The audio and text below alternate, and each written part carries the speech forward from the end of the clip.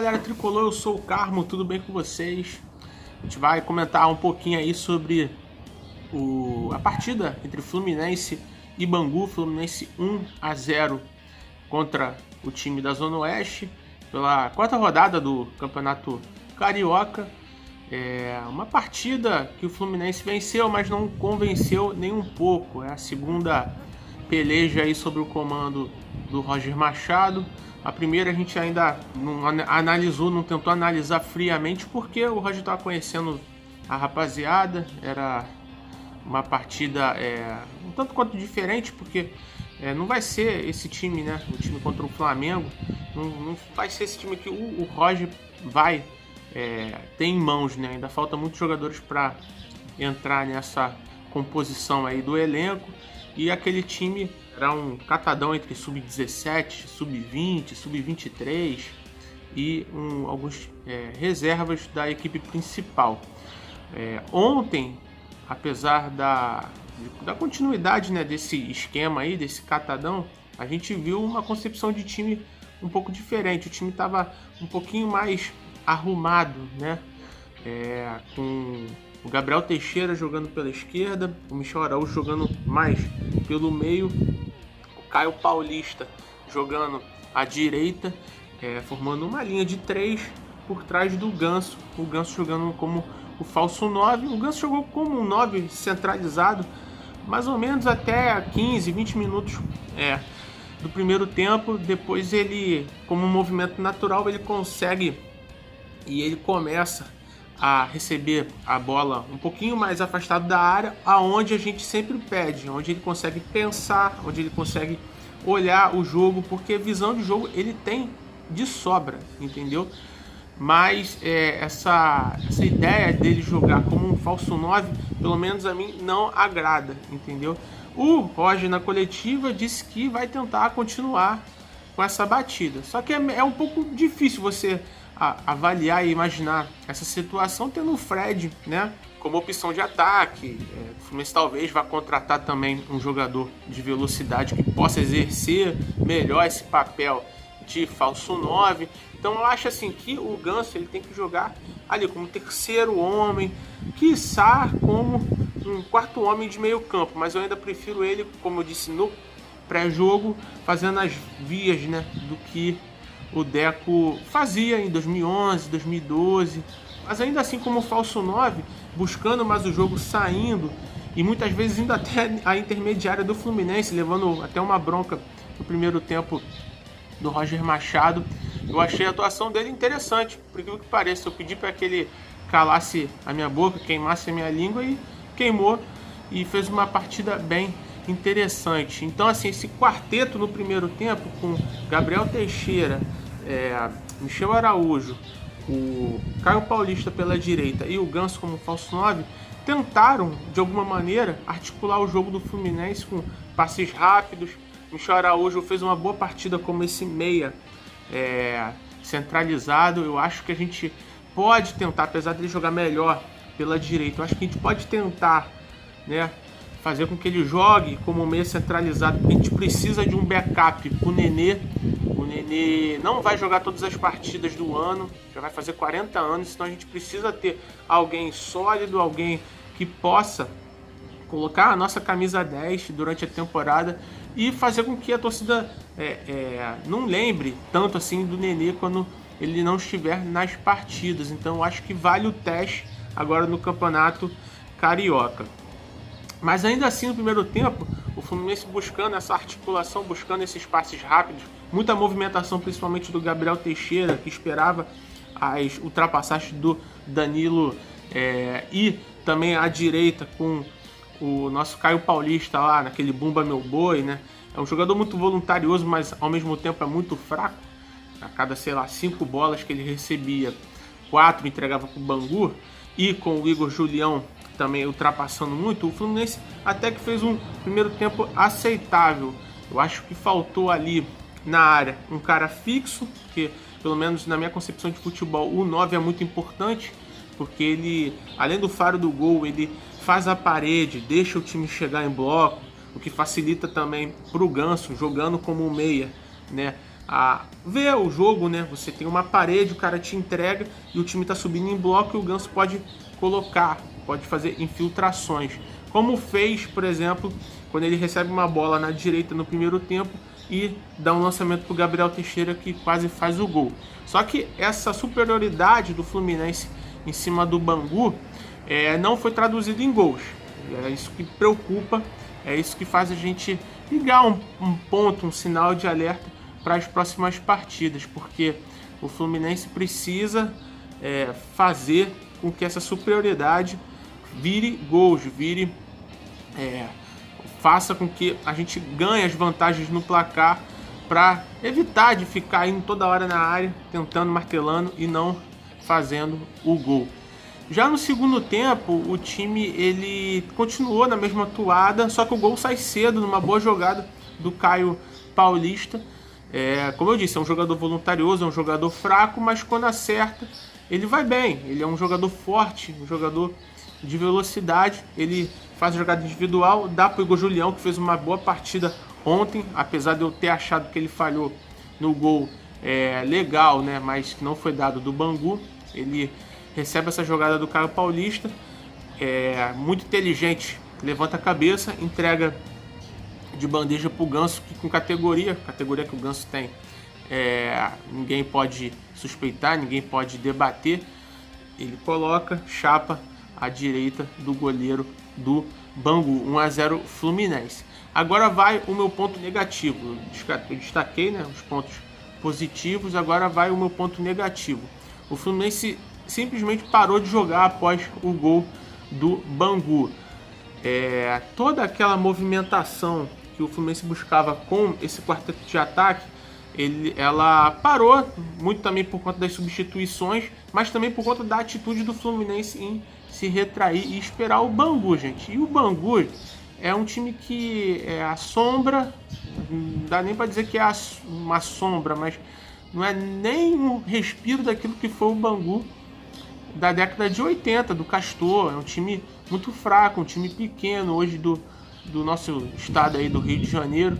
Então é para ligar o sinal de alerta. Você ficar esperando dar a bola pro Bangu e o Bangu consegue fazer o gol, só que não é validado, é para se preocupar, né? É para se preocupar não com o placar, porque eu acho que o Carioca é um laboratório, né?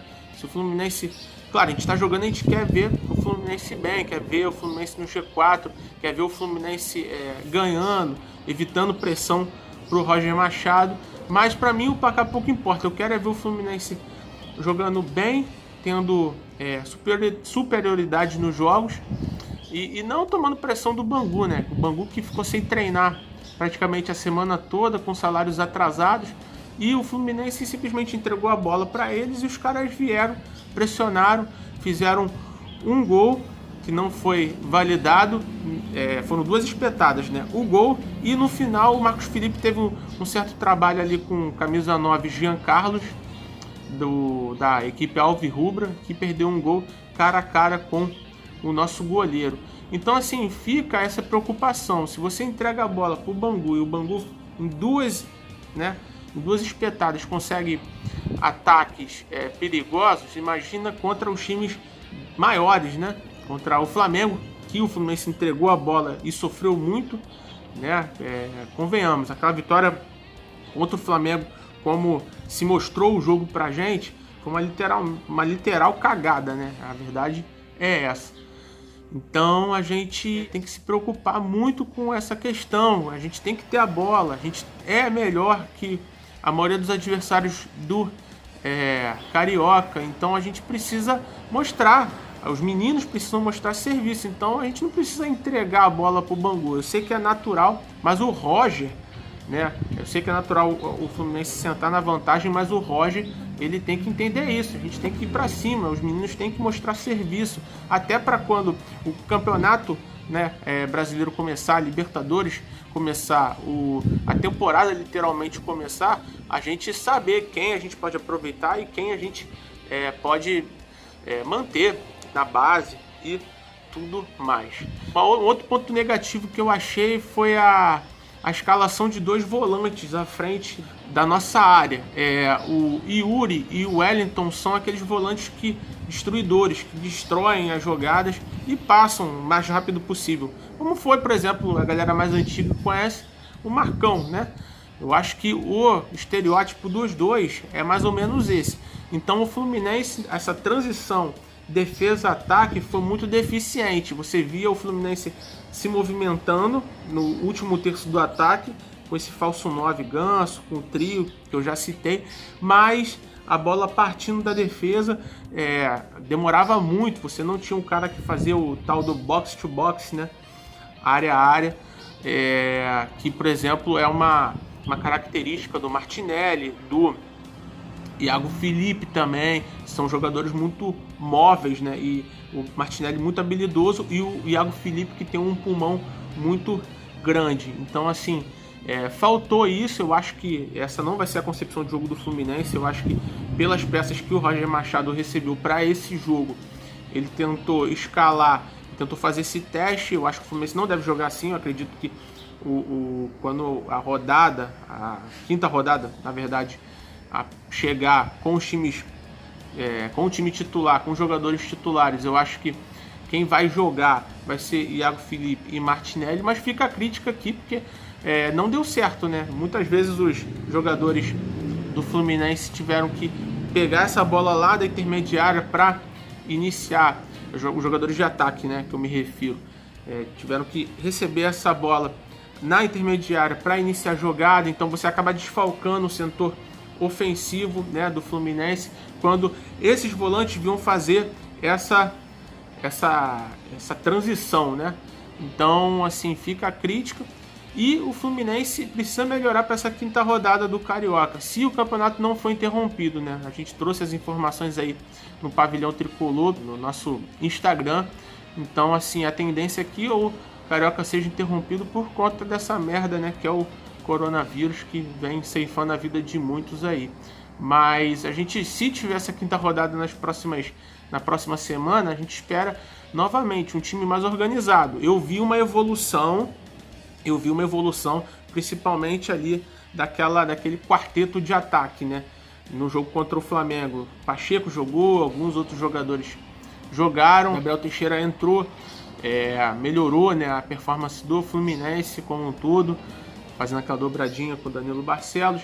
Também teve as entradas, né, do John Kennedy, do Matheus Martins, do Luca e do André também. O André entrou, só que fica difícil analisar porque entraram já com o jogo já indo para sua parte final e o Fluminense entregando a bola, tomando aquela pressão do Bangu. Então, assim, eu acho que o Fluminense tem a melhorar com a entrada dos titulares. Só que esse time que jogou ontem, digamos assim, fez uma atuação nota 6. Nota 6, porque eu gostei da movimentação do time no ataque, com essas opções. O Fluminense criou algumas situações, é verdade. Contra o fraco Bangu, a gente também tem que vaticinar essa situação. Mas a atitude após o gol me deixou um pouco irritado por conta de ser o Bangu. O Fluminense não pode ficar tomando pressão mesmo com esse catadão, né, com meninos, com os reservas. O Fluminense não pode ficar tomando pressão do Bangu. O Fluminense tinha que ter resolvido logo o jogo. Fica como sinal de alerta para o nosso Roger Machado melhorar, né? A quinta rodada o Fluminense possivelmente já vai ter os titulares, então eu acredito que a nossa performance, com as peças que a gente tem, com aquele time que a gente estava jogando na reta final do Brasileiro, a tendência é melhorar. Valeu, rapaziada? Alerta Fluminense, porque o Carioca, já que a gente está jogando, vamos tentar, né, ficar entre os 4, para evitar uma pressão ou alguma coisa do tipo para o Roger seguir a caminhada aí até a Libertadores, até o Campeonato Brasileiro sem problema nenhum, né? Voo de cruzeiro, voo de brigadeiro. E é isso aí, vamos aguardar aí se o campeonato vai ser interrompido ou não vai ser, e vamos esperar melhores atuações do Fluminense, porque a gente precisa, né? O Fluminense jogando Libertadores, jogando Campeonato Brasileiro, com uma expectativa alta esse ano, precisa demonstrar em campo, né, essa expectativa que a gente está tendo, a expectativa da torcida. Valeu, rapaziada. Também, né, o time feminino campeão sub-18, a gente torceu bastante aí. As meninas que durante a partida, né, não foram tão bem, tomaram uma goleada do Inter, mas nas decisões de pênalti o Fluminense contou aí com o brilho da goleira Ravena, que defendeu 4 cobranças. Fica aí o nosso parabéns, Fluminense campeão brasileiro da categoria. As categorias de base do Fluminense são espetaculares, né? Você viu o Fluminense campeão brasileiro sub-17 masculino, campeão feminino sub-18 também brasileiro, sub-20 jogando também sempre muito bem, indo bem nas competições. O próprio sub-23 também foi bem no aspirante, né? Chegou até a semifinal, mas vamos botar entre parênteses, apenas alguns times grandes jogaram essa competição. Mas enfim, a base do Fluminense sempre nos orgulhando, e fica aí o nosso total apoio ao futebol feminino também. Mais cedo, às 15 horas, né, teve o futebol feminino também profissional. As meninas perderam, não foram tão bem, mas fica aí também o nosso parabéns por terem jogado, terem honrado a camisa do Flusão aí nessa decisão contra o Botafogo. Outras oportunidades virão, o Fluminense já está batendo na trave no feminino profissional no Carioca, então uma hora a gente vai ser campeão com certeza. Valeu, galera, muito obrigado aí pela moral que vocês vêm dando no Instagram, @pavilhão.tricolor, aqui no YouTube também. Valeu, se inscreva, deixe seu like, comente, deixe as suas críticas, que é muito importante. Aqui a gente está tentando fazer um material legal de tricolor para tricolor, beleza? Ative o sininho para notificações e tamo junto até a próxima rodada. Flusão sempre, Flusão nas cabeças. Valeu, tudo de bom, forte abraço e um bom domingo a todos. Valeu!